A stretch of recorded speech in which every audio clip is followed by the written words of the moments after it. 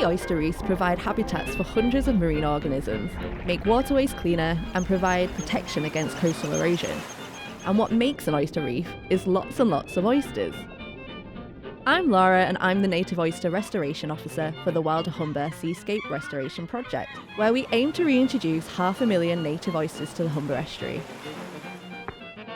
We are trialling a method called remote setting, using microscopic, day-old oyster larvae from the Oyster Restoration Company in Scotland. This method is low cost, reduces transportation stress on the oysters, and increases survival rates. For the first few special days of their lives, oyster larvae float around in the water, using a tiny foot to search for a place to settle. They are looking for a hard surface to cement themselves to, and shells are their favourites.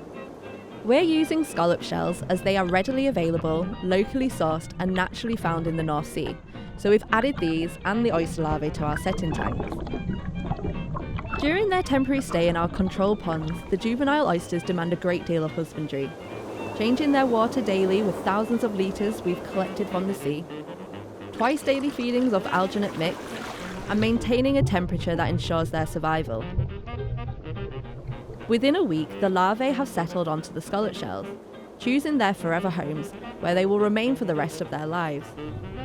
In their new static state, the tiny oysters are called spat.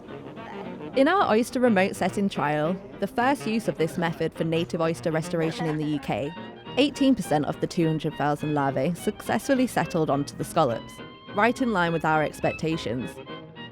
This might not sound like a lot, but in the wild, less than 5% of larvae survive this first and perilous stage of life.